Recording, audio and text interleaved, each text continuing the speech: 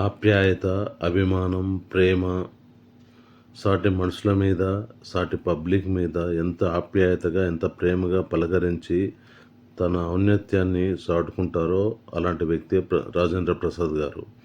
రాజేంద్ర ప్రసాద్ గారిని అక్కడ చూస్తున్నారు కదండి. షూట్ తర్వాత బయటకు వచ్చినప్పుడు ఫ్యాన్స్ వచ్చి వాళ్ళు అడిగినప్పుడు ఎంత ఆప్యాయతగా, ఎంత ప్రేమగా వాళ్ళకు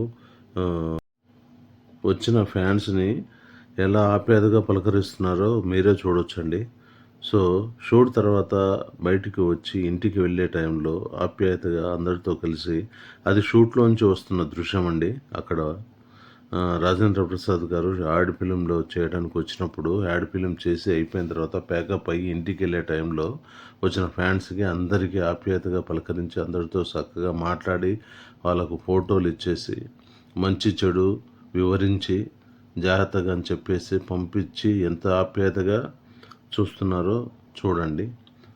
కాబట్టే ఏదైనా పెద్దలు పెద్దలేనండి.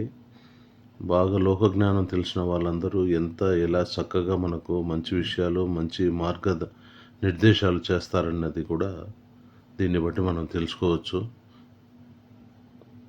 ఓకే అండి, ఈ వీడియో మీకు నచ్చి ఉంటుందని అనుకుంటున్నాను. నచ్చితే షేర్, సబ్స్క్రైబ్ చేసుకోండి. అలాగే మీ ఫ్యామిలీ మెంబర్స్ కూడా పంపించవచ్చండి, ఎందుకంటే ఇందులో ఎలాంటి ఇది లేదు కాబట్టి.